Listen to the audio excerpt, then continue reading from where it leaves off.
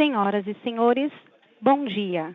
Obrigada por aguardarem e sejam bem-vindos à teleconferência para analistas e investidores da MRV sobre os resultados do terceiro trimestre de 2020.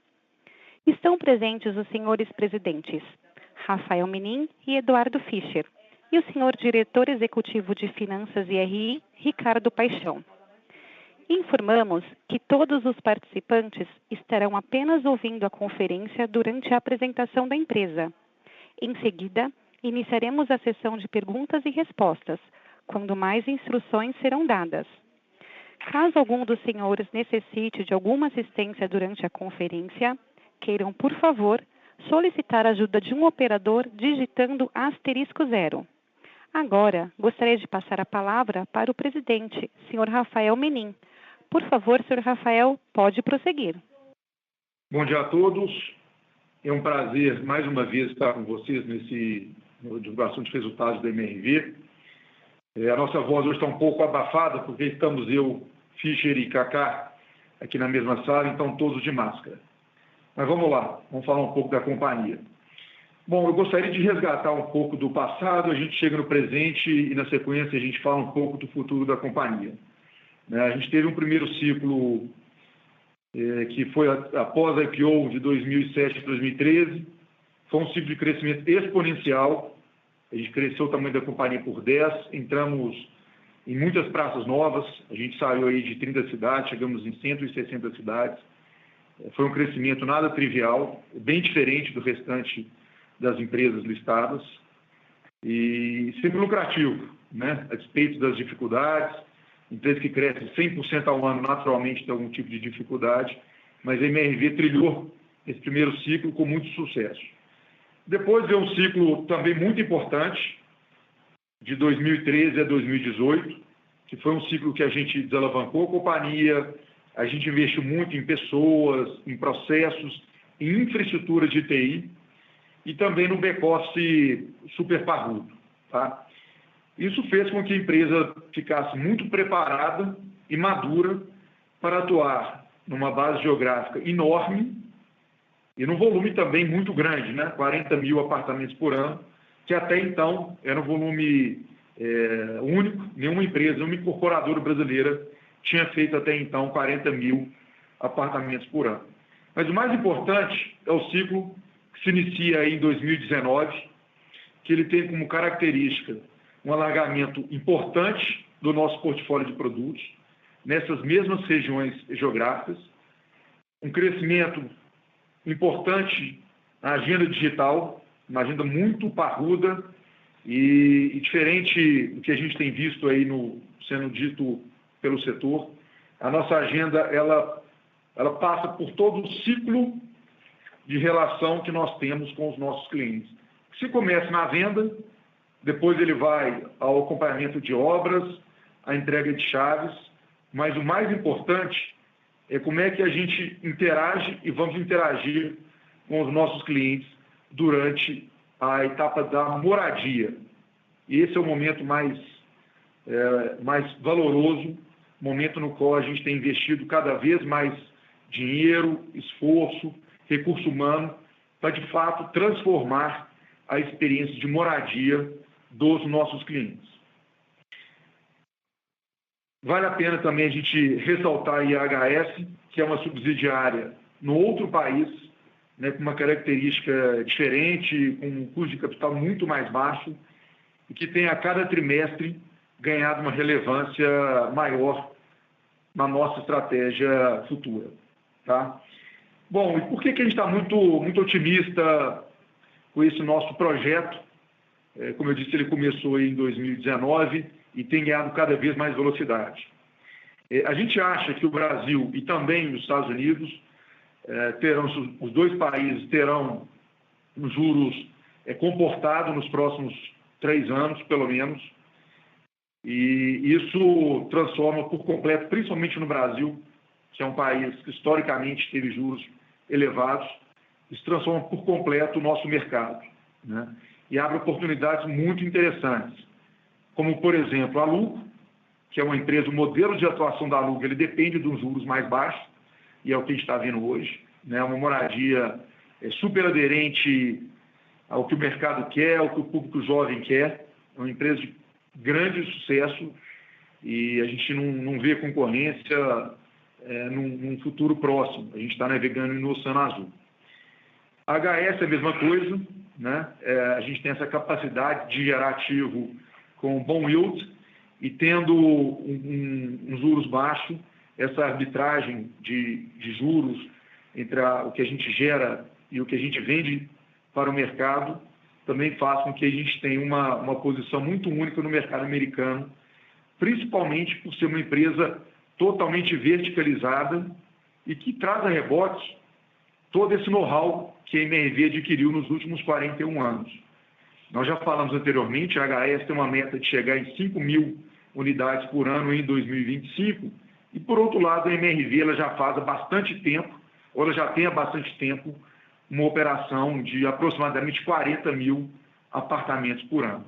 Então, certamente, a HS terá um grande diferencial competitivo nesse ciclo de crescimento que se iniciou no ano passado, né, com a entrada da MRV. Na realidade, a gente concluiu a operação no primeiro tri deste ano e a HS, certamente, ela será amplamente favorecida por todo esse know-how em atuar numa escala tão grande, numa presença geográfica tão importante como a gente tem feito.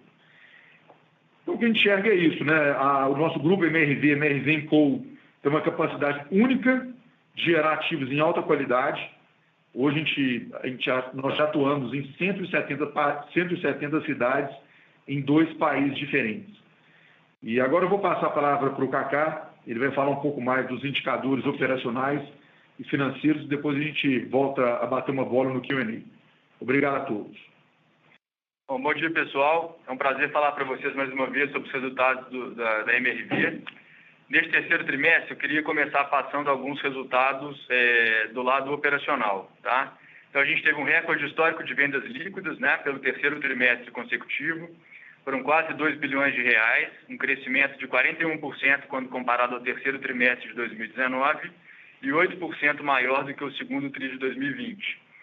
Esse trimestre também foi marcado por uma retomada dos lançamentos, né? A gente alcançou aí um total de 1,9 bi lançado, equivalente a 11 mil unidades, 15% de crescimento versus o terceiro tri de 19 e o dobro do número que a gente alcançou no segundo tri de 20. Um aumento na VSO, né, na velocidade de vendas sobre oferta, alcançando 21%, a maior marca desde o ano de 2014. A gente teve também um repasse recorde de 13.900 unidades no 3T de 20, um crescimento de 15% quando comparado com o segundo T de 20 e o dobro de um ano atrás. Evolução de 21% do número de unidades produzidas no trimestre, no comparativo também com o trimestre anterior, com o segundo T de 20, totalizando 9.500 unidades. Como a demanda e a venda têm tido patamares bastante elevados desde o início do ano, a companhia iniciou diversas obras no 3T de 20 e já possui várias outras obras também, começando no 4T de 20. Bom, agora falando um pouquinho mais sobre os destaques financeiros, a gente teve a maior receita operacional líquida da história da companhia, né, atingindo 1,76 bi no 3T de 20. Esse número é 12% maior do que igual ao período do ano passado. Tivemos também a maior geração de caixa da história da companhia, atingindo mais de 300 milhões de reais no trimestre, trazendo a dívida líquida sobre PL para 13,3%, e, obviamente, impactando positivamente todos os nossos covenants. O aumento de lucro líquido de 27% no comparativo com o 2T de 20, atingindo 158 milhões de reais, virtualmente em linha com o mesmo período de 2019. Tivemos também uma captação de 500 milhões de reais com prazo de 5 anos bullet, levando o duration da nossa dívida de volta a 34 meses, em patamar também bastante confortável. Agora eu queria passar um pouquinho mais sobre os números das subsidiárias. A Urba apresentou um crescimento expressivo em seu land bank, fechando o trimestre com 21 mil unidades, percentual Urba. Né, tiveram também 72 milhões de lançamento e 21 milhões de vendas líquidas nesse período. Passando para a Lugo, né, a Lugo, entre fechamentos do 2T de 20 e o 3T de 20, a gente teve o terceiro empreendimento vendido já para o FI estabilizado, um processo que durou apenas 5 meses para atingir 95% de ocupação.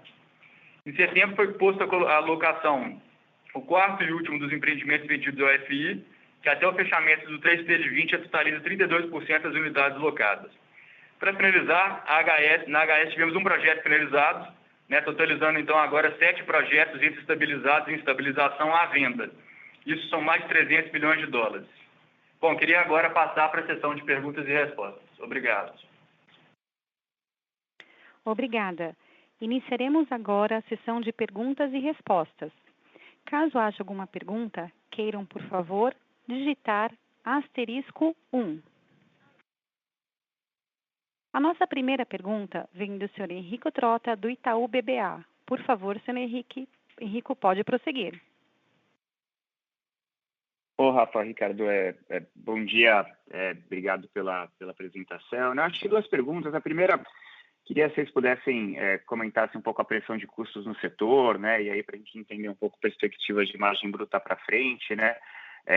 A margem REF ficou praticamente flat ainda nesse TRI, então queria entender como que vocês estão vendo pressão de custo hoje no nível de operação MRV, né? Acho que quando a gente pensa dentro do Minha Casa Minha Vida, né? Do Casa Verde e Amarela, é um pouquinho mais difícil de repassar essa pressão de custo para preço, né? Então, queria entender o que vocês estão vendo desse lado, o que deveria acontecer com a margem para frente, ou se de fato essa exposição que vocês estão tendo cada vez maior fora do Minha Casa Minha Vida, do Casa Verde e Amarela, pode compensar um pouco também essa pressão de custos, né?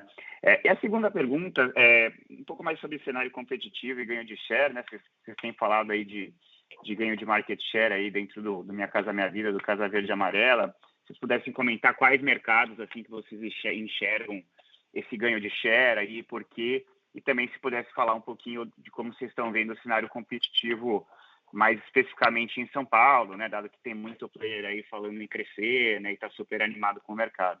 Então, basicamente, do meu lado é isso. Obrigado. Bom dia, aqui é o Fischer, tudo bem? Bom, vamos lá da primeira para frente. Em relação à pressão de custos, né, o que a gente está enxergando hoje na companhia? De fato, o setor está muito ativo, está acontecendo aí uma crise de oferta em alguns materiais especificamente.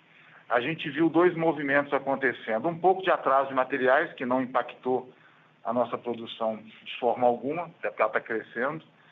E uma certa pressão de aumento de custos que está começando a acontecer também em alguns materiais. Tá?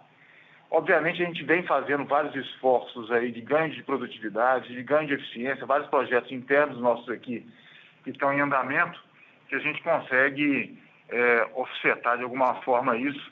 Então, eu não enxergo, não está no nosso cenário, que a gente tenha um efeito negativo de custos no futuro que venha a causar algum problema da nossa recuperação de margem. Tá? Nossa escala, obviamente, ajuda, né? Então, a gente tem, de alguma forma, um poder de compra mais forte e a gente consegue, vamos por ser o último da fila a sofrer alguma coisa. Então, a gente sente alguma pressão, mas olhando para frente eu não consigo enxergar que essa pressão vai gerar uma perda de margem ao longo do ano que vem e seguinte. Até porque eu acredito que essa crise de oferta aí, ao longo do primeiro trimestre do ano que vem já deve começar a ceder e a gente começa a ter um ambiente igual a gente tinha. Esse é um ponto. Tá? Em relação à margem bruta, né, o que aconteceu? A gente falou bastante sobre isso aí ao longo dos últimos 2 trimestres. A gente fez, sim, ao longo da pandemia, ali, um esforço comercial mais robusto, né? Isso criou uma pequena queda na margem, que vocês enxergam aí, e ela, obviamente, transita pelo balanço de forma poqueada. Então, eu não consigo enxergar grandes variações de margem nas companhias do nosso setor. Não deveria acontecer, porque o poqueamento não deixa isso acontecer. De toda forma, a gente está colhendo hoje, né, as margens desse esforço comercial mais agressivo que a gente fez ali no meio da pandemia. Isso vai se estender aí por mais uns 2 trimestres aí dentro de 2021. E aí, a partir daí, eu enxergo já a nova safra entrando no balanço e essa margem já começando a subir aí a partir do segundo semestre do ano que vem. Mas também não vejo a margem baixando do que está hoje, não. Esse é o patamar mínimo que a gente vai rodar. Tá? Isso em relação às margens. Em relação ao cenário competitivo e ganho de share, o que a gente enxergou? De fato, naquele segundo trimestre, ali no meio da pandemia, vários competidores, especialmente os menores, né, pisaram no freio, saíram do mercado e a gente conseguiu rapidamente capturar market share relevante em algumas praças e importante. Nosso desafio aqui hoje é manter esse market share. O cenário começa a mudar, então esses pequenos competidores ou os médios que haviam pisado no freio lá atrás começam a aparecer novamente, mas já num cenário um pouco mais duro, porque a gente ocupou alguns desses espaços e essa turma vai ter que competir de volta, né? Então a gente vê sim um cenário um pouco mais competitivo do que estava aí há 3, 4 meses atrás, especialmente em alguns mercados. O interior de São Paulo é um mercado mais competitivo tradicionalmente, né? A gente vê isso acontecendo, mas o volume de procura e o volume de vendas nosso continua em patamares que a gente conseguiu atingir aí durante a pandemia. Então o nosso desafio hoje é fazer com que os nossos lançamentos continuem em patamar alto. O quarto trimestre deve ser um trimestre forte de lançamentos para que a gente continue com esse market share que a gente conseguiu conquistar. Essa é a nossa estratégia. Tá? Espero que eu tenha respondido aí tudo para você. Não, está perfeito, Fischer. Obrigado, bom dia. A nossa próxima pergunta vem do senhor Gustavo Cambaúva, do BTG Pactual. Por favor, senhor Gustavo, pode prosseguir. Oi, pessoal, bom dia. Eu tenho duas perguntas também. A primeira, até em relação à margem bruta, vocês podiam falar um pouquinho, vamos dizer assim, como é que é a margem pelos segmentos aí, colocando na conta FGTS, Lugo, SBPE, se talvez com esse crescimento também que vocês estão vislumbrando fora do Minha Casa Minha Vida, isso tende a puxar a margem mais para cima, ou se a margem que vocês veem talvez para esses produtos ela é parecida com a margem de Minha Casa Minha Vida. E a minha segunda pergunta é em relação a terrenos, né? Que vocês colocam até, vamos dizer assim, aquela expectativa, né, de 80 mil unidades, né, metade no FGTS, metade fora. Quando a gente olha terreno, isso ainda está um pouco descalibrado, né? Você tem, 2/3 mais ou menos no Minha Casa Minha Vida e 1/3 fora. Então, eu queria entender um pouco como é que está, talvez, a busca de terreno para esses produtos aí fora do Minha Casa Minha Vida, se vocês têm visto aí talvez alguma dificuldade maior de comprar terreno ou não, e qual capital talvez que precisaria investir aí para trazer o Land Bank para o mesmo patamar, para metade, que seria o target de lançamento. Obrigado. E Gustavo, bom dia. Bom, vamos lá. Em relação à margem bruta. A margem bruta do segmento econômico, a gente tem mirado aí por volta de alguma coisa acima de 30%, né? Apesar de a gente estar reportando a margem hoje um pouco abaixo, historicamente a gente teve uma margem de 32%, alguma coisa nessa ordem de grandeza. E a gente espera recuperar essa margem no segmento econômico. E a partir do segundo tri do ano que vem, ou do terceiro tri, essa margem ela começa a recuperar e a gente acha que chega em algum momento, talvez de 22, nesse patamar que a gente entende como adequado. Tá?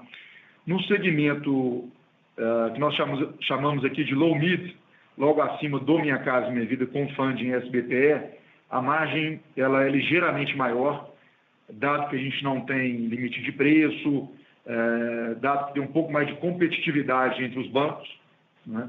Os bancos privados hoje atuam nesse segmento, mesmo fazendo repasse durante a fase de obras, isso é super importante. Então, a gente acha que dá para executar os empreendimentos no low mid, com margens ligeiramente acima do Minha Casa Minha Vida, ligeiramente superior ao Minha Casa Minha Vida. No segmento Lugo, a margem bruta é menor, tá? Mas, por outro lado, a gente não tem despesa comercial. Então, analisando o retorno, ele é muito parecido com o retorno que nós temos no Minha Casa Minha Vida. Tá? No segmento da Urba, o loteamento historicamente entrega margem bruta muito maior, com ciclo, tendo como trade-off um ciclo mais longo. Tá? E já na HS, a margem bruta, ela também é muito parecida com a margem bruta do Minha Casa Minha Vida. A gente está mirando aí a venda da propriedade com uma margem bruta de mais ou menos 29%. E também a despesa comercial é muito menor. Então, eu diria que o retorno da HS hoje, dentro do portfólio, no portfólio de atuação da MRV, a HS será a empresa que trará a maior margem de contribuição, o maior retorno de contribuição dentre todas as subsidiárias, ok? Em relação a terrenos, para a gente chegar nos 80 mil, o que aconteceu nos últimos 4 ou 5 anos, a gente comprou por volta de 80 mil unidades por ano, e majoritariamente no Minha Casa Minha Vida, e a gente lançou por volta de 40 mil. Então, o Land Bank ele cresceu muito. Eu diria que a gente tem hoje um Land Bank talvez um pouco maior do que o nível ótimo para o Minha Casa Minha Vida. E, por outro lado, a gente tem um Land Bank um pouco menor do que a gente deveria ter nos outros segmentos. Então, a dinâmica daqui para frente será: vamos comprar um pouco menos do que vamos lançar no Minha Casa Minha Vida e vamos comprar um pouco mais do que vamos lançar nos outros segmentos.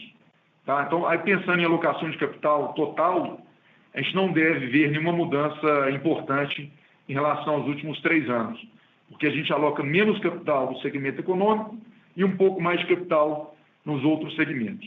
E falando sobre competição, de fato a gente tem algumas poucas praças, eu diria São Paulo é a principal delas, a região metropolitana de São Paulo com muito mais competição. Agora, o resto do Brasil, que a gente continua vendo, é uma competição muito baixa, tá? Por terreno, e inclusive as empresas que foram listadas recentemente, todas elas têm como estratégia central, com exceção da Melnick, como estratégia central a região metropolitana de São Paulo. Então, a gente não vê essa competição crescendo aqui para frente. Mesmo no segmento da Lugo e dessa linha nova que a gente está expandindo, a gente escolheu aí 30 cidades brasileiras para atuar nesses 2 segmentos, e aí a competição na maior parte das cidades é uma competição baixa, tá? Então a gente está muito bem posicionado para surfar nesse novo momento de Brasil com juros baixos. Tá ótimo, obrigado, bom dia. Tá, João, um abraço, Gustavo. A nossa próxima pergunta vem de Nicole Nui, do Bank of America. Por favor, Nicole, pode prosseguir. Obrigada, bom dia, obrigada pelo call. Eu tenho 2 perguntas. Primeiro, voltando um pouquinho sobre os lançamentos. Então, você comentou que os lançamentos vão acelerar no 4 TRI. Queria entender um pouquinho mais sobre a quebra desses lançamentos. Não só no 4 TRI, mas no ano que vem. Quantos você está pretendendo lançar dentro do programa e quanto fora do programa? E minha segunda pergunta é sobre a HS. Eu notei que você está expandindo para outros estados, vocês estão em Georgia e Texas agora. Queria entender um pouquinho mais onde você está, o estágio desses projetos, qual o timeline de rollout das unidades nesses estados e se tem planos para ir para outros estados logo na frente. Foi isso, obrigado. Vamos lá, bom dia, Nicole, o Ricardo falando. Então, primeiramente, em relação aos lançamentos no ano que vem, o que a gente está observando, né? Os lançamentos fora do Minha Casa Minha Vida ganhando importância, né? Então, a gente tem uma estimativa aí de mais ou menos 25% dos lançamentos sendo feitos fora do Casa Verde e Amarela, né? E 75% dentro, aí dentro do funding do FGTS, tá?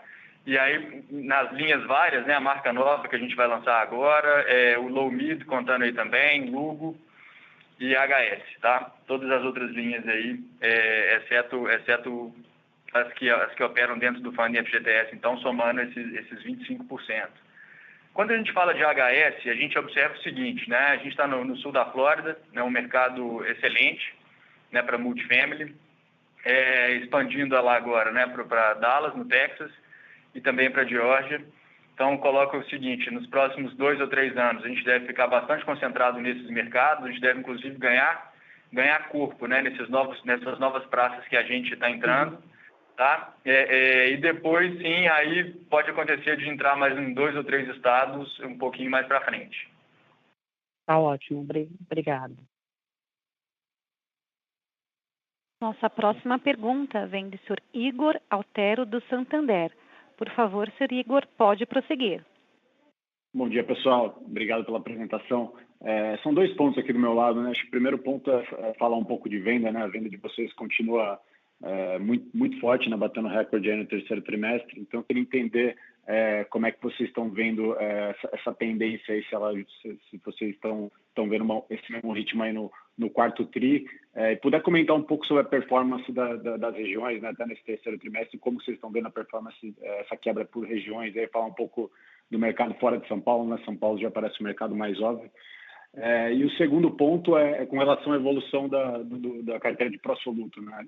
Tem uma perspectiva aí mais desafiadora, né, de desemprego olhando para frente, então eu queria ver como é que vocês estão olhando o comportamento da carteira agora, né, e qual a perspectiva para frente. Obrigado. Oi, Igor, bom dia, aqui é o Fischer de novo. Vamos lá.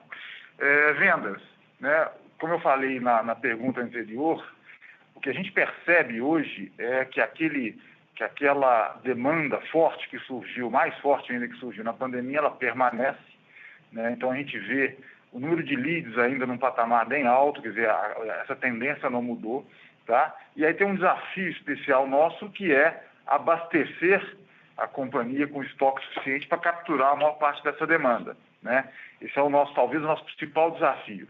Todas as ferramentas que a gente criou aqui de tecnologia para capturar esse cliente com mais rapidez, para fazer uma venda muito mais fluida, muito mais rápida, ele tem funcionado bem. A gente lançou bem no terceiro T e a gente tem a perspectiva de lançar ainda mais no quarto, né? Então a gente vai conseguir vencer esse desafio. Então a demanda continua muito forte.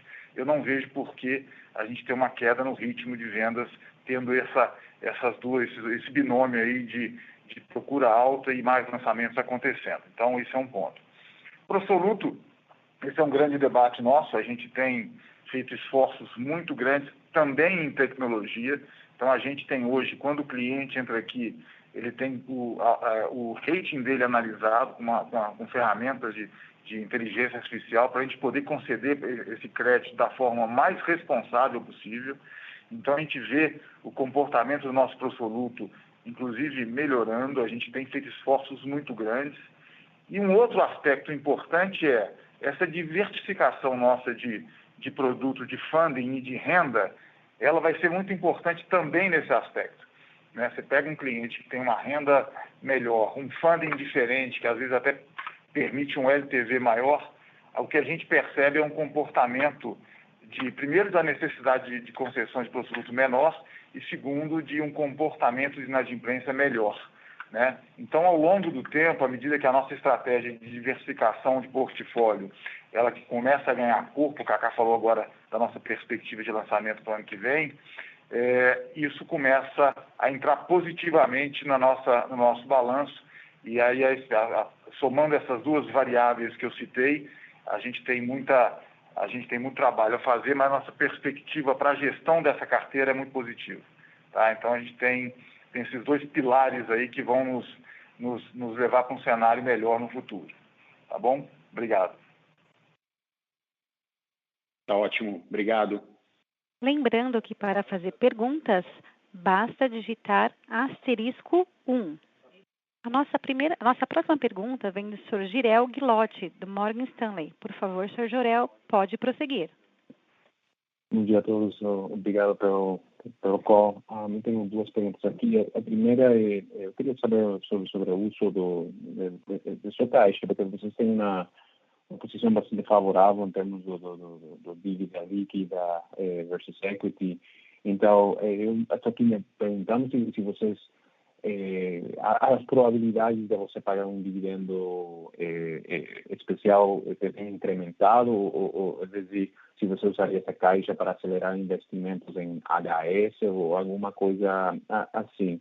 E a segunda pergunta eu queria ter uma melhor ideia de demanda por regiões. Vocês estão em mais de 100 cidades e obviamente aqui em São Paulo tem muita demanda, a gente entende, mas eu queria saber se tem algumas regiões onde você está vendo mais demanda do esperado, se tem outras regiões que estão um pouco mais fracas, então, ou se em realidade você não vê diferença entre aqui e no Nordeste, o que seja. Então, essas são minhas duas perguntas. Obrigado. Jorel, vamos lá, o áudio cortou um pouquinho, mas eu acho que a primeira pergunta foi em relação ao uso de caixa, né, em relação a dividendos, se não me engano. Então, o que acontece? A companhia é super conhecida aí por ser uma excelente pagadora de dividendos, né?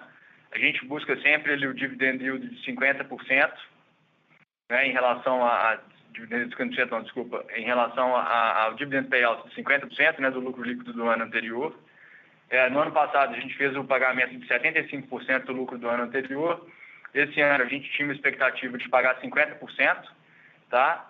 Em função da pandemia, isso foi suspenso, né, discutido aqui em conselho e determinado que a gente pagaria somente o dividendo mínimo obrigatório.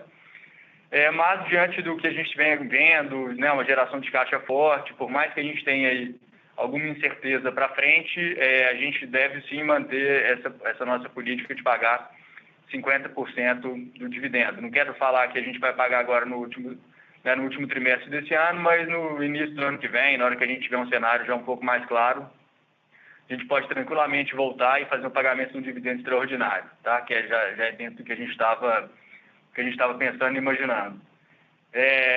Em relação ao capital que será alocado na HS, acho que a gente segue o plano inicial, né? Aquele plano inicial que a gente aprovou. Tá? Então, a gente tem $70 milhões para poder colocar no início do ano que vem.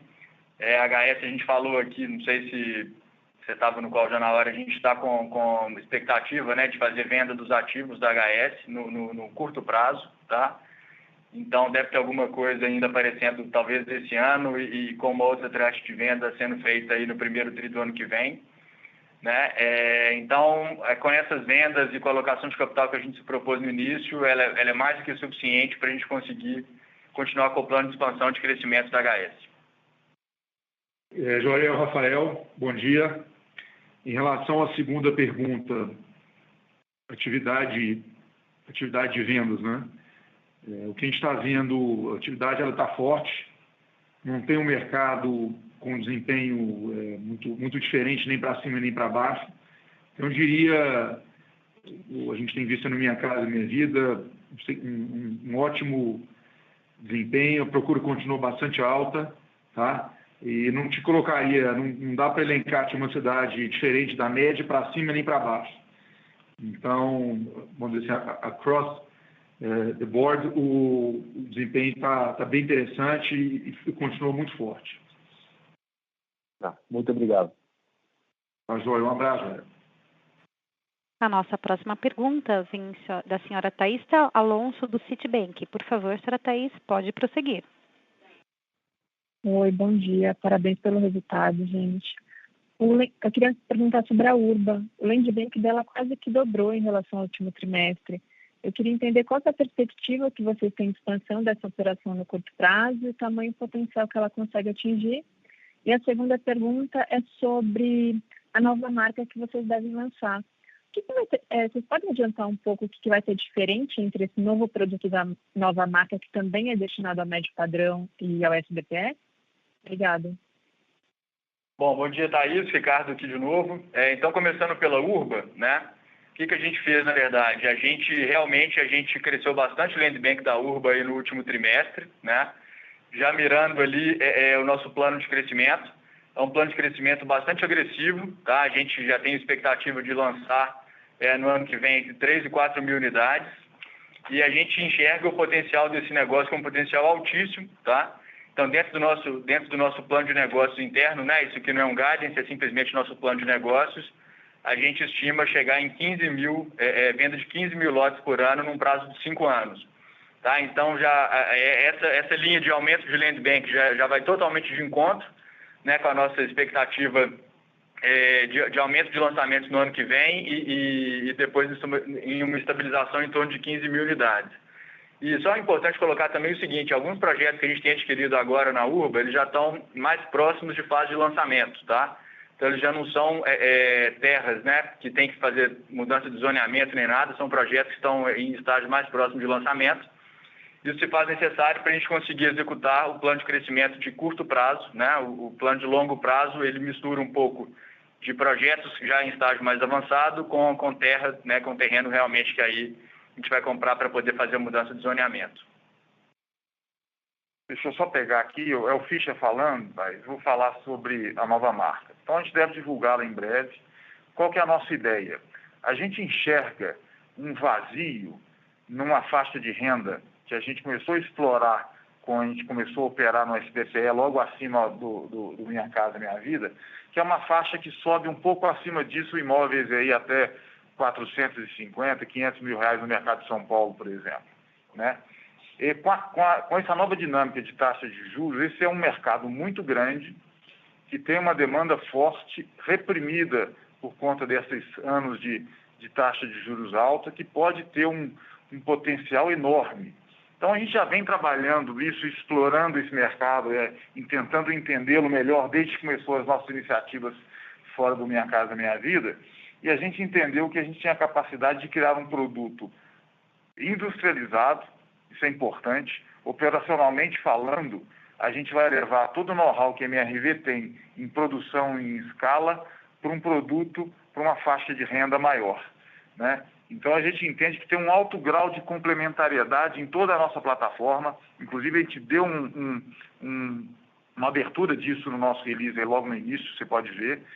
E com isso a gente conseguirá pegar a imensa maioria das faixas de renda do Brasil dentro do MRV. Uma família que ganha de 2 salários mínimos, indo até 11 salários mínimos, entra na MRV e é atendida de alguma forma, né? Então, é importante que a gente vai fazer isso de forma industrializada, tirar a artesanalidade desse processo e pegar um vazio de mercado que a gente enxerga com um potencial muito grande em algumas praças específicas. Então, a gente elencou uma série de cidades onde a gente pode trabalhar esse produto e resolvemos criar uma marca própria para ele, que vai ser divulgada em breve, e vamos endereçar isso também, esse alargamento do nosso portfólio dentro da nossa estratégia de ampliar nossa plataforma.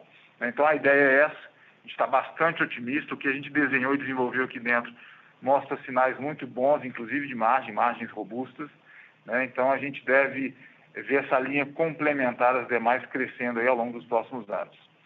Obrigado. Lembrando que para fazer perguntas, basta digitar *1. A nossa próxima pergunta vem do Sr. Jonathan Coutras, do Banco JP Morgan. Por favor, Sr. Jonathan, pode prosseguir. Oi, pessoal. Parabéns pelo resultado. Obrigado pela pergunta.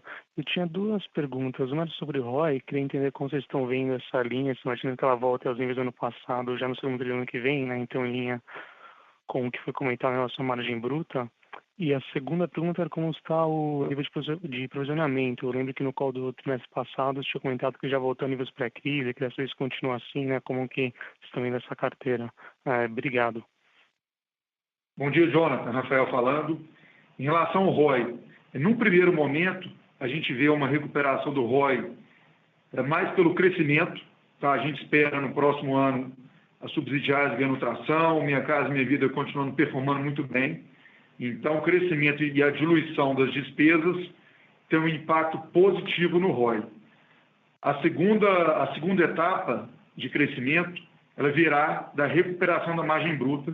E, como eu disse aí no começo do call, ela deve melhorar, começar a melhorar a partir do terceiro TRI de 2021. E a nossa meta é chegar aí próximo de 32%, que é a nossa margem bruta média histórica. Tá? Então, ao acontecer uma margem bruta de 32% e uma diluição ainda maior das despesas, certamente o ROI ele chega no que foi aí há 2, 3 anos atrás e, eventualmente, ele pode ser ainda maior. Tá? E eu vou passar aqui para o Ricardo Paixão para que ele possa responder a pergunta de provisão. Beleza. Bom, Jonathan, é o seguinte, provisionamento, né? Como você sabe, quando começou a pandemia, a gente conservadoramente, a gente aumentou um pouco o nosso provisionamento, né? Meio sem saber o que aconteceria ali para frente. O que a gente vem observando hoje é que a inadimplência ela tá vindo menor do que o que a gente tinha estimado, tá? Aí a gente tem uma incerteza em função da macroeconomia, né? A gente não sabe, o desemprego está alto, sem dúvida, a gente não sabe como é que vai ser a atividade econômica do ano que vem, né? Todo mundo espera que vai ser bem melhor do que esse ano, claro, mas a gente não sabe como é que esse indicador vai se comportar. Então, a gente está conservadoramente mantendo um provisionamento um pouco mais alto, até a gente ter uma clareza melhor de como que vai ser, de como que vai funcionar o macro. Perfeito. Obrigado. Encerramos neste momento a sessão de perguntas e respostas. Para as considerações finais, gostaria de passar a palavra para o presidente, senhor Eduardo Fischer. Por favor, senhor Eduardo, pode prosseguir. Bom, obrigado, gente. Eu queria só destacar 2 pontos aqui que acho que são importantes da nossa estratégia, né? O Rafael falou um pouco na abertura aí sobre a questão nossa de investimento em tecnologia, como a MRV fez ao longo desses últimos anos vários investimentos robustos, não só financeiros, mas de alocação de pessoas também para isso. Eu queria só repassar rapidamente que isso é um ponto relevantíssimo na nossa estratégia, né? A gente tem, ao longo dos últimos 5 anos especialmente, investido muito dinheiro todo ano nos nossos processos digitais.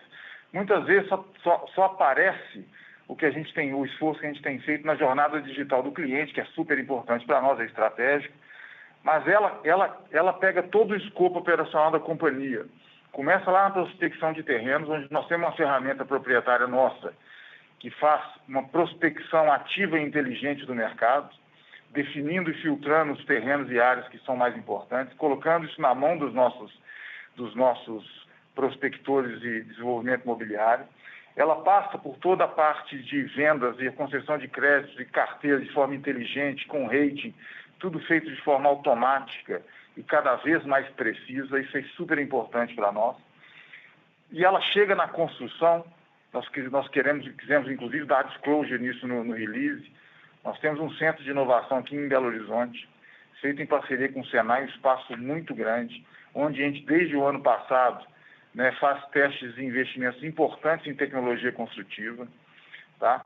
Nós estamos hoje na fase final de conclusão do nosso primeiro empreendimento em Campinas, um novo processo construtivo, que a gente está muito, muito otimista com o potencial de ganho de produtividade e também financeiro que ele pode nos trazer. Ele já está indo em fase de rollout para o resto da plataforma. Então, esse primeiro empreendimento que se encerra em Campinas daqui a 4 meses, ele já tem uma replicabilidade interessante, já começa em 30 outros empreendimentos espalhados pelo Brasil, baseado num investimento que começou há 3 anos atrás, muito interessante. Pode ser o novo processo construtivo da MRV em pouco tempo e com bons ganhos. Passa por investimento em supply, na nossa supply chain, que hoje trabalha com rotas de distribuição pré-definidas, que trazem um ganho muito interessante, tem um potencial imenso, né? Tudo isso também desenvolvido dentro da nossa área de inovação na MRV, né? E vai até a ponta final de atendimento do nosso cliente no pós-obra, com uma alimentação inteligente de estatística de problemas, com uma roteirização automática de quem vai atender aquele cliente, para a melhor rota e eficiência possível. Tudo isso surgiu ao longo dos últimos 3 anos com muito investimento em tecnologia. Nós somos, sem sombra de dúvida, conheço bastante bem o mercado, a companhia do nosso setor que mais investe e que está mais na vanguarda em diferentes áreas de inovação tecnológica. Então, não tem medo nenhum de falar isso, né? E um excelente exemplo disso, o Rafael até citou mais cedo, que é a Lugo. A Lugo surgiu dentro da MRV, nossa área de inovação, como uma startup e está se transformando em um business que vai agregar muito valor para a companhia. Então, assim, a MRV, olhando para todo o espectro operacional e estratégico dela, é a companhia que mais investe e mais está na vanguarda de tecnologia e inovação no setor de construção civil, arrisco dizer não só no Brasil, mas no mundo inteiro. Então, a gente está muito orgulhoso disso. E outro ponto importante que eu sou questionado com bastante frequência, especialmente nesses últimos meses, é o nosso papel em ESG, que tem ganhado mais importância, especialmente nesse momento de pandemia. A MRV, ela é genuinamente parte ativa da sociedade onde a gente atua. Há mais de 30 anos, os nossos investimentos são robustos. A MRV tem um instituto que já alfabetizou mais de 4.500 alunos, adultos especialmente.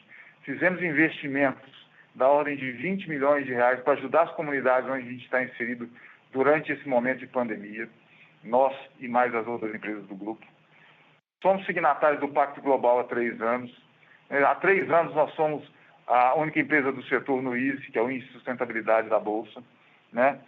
Isso está dentro das metas da companhia. Nós somos uma companhia verdadeiramente engajada nisso há muitos anos, antes até, inclusive, desse termo nascer. Então, isso é importante nesse momento que a gente é tão questionado, nós somos uma empresa de referência, não só no nosso setor, acho que no Brasil de forma geral, nesse aspecto. Então, eu queria citar esses dois pilares importantes da nossa estratégia de longo prazo, MRV é uma empresa focada no futuro, né? E esses dois aspectos que eu acabei de ressaltar são muito importantes na nossa estratégia de longo prazo. É isso, gente. Obrigado. Foi um prazer estar com vocês. Nos vemos de novo aí no próximo trimestre. Um abraço. O Conference Call da MRV está encerrado. Agradecemos a participação de todos e tenham um bom dia.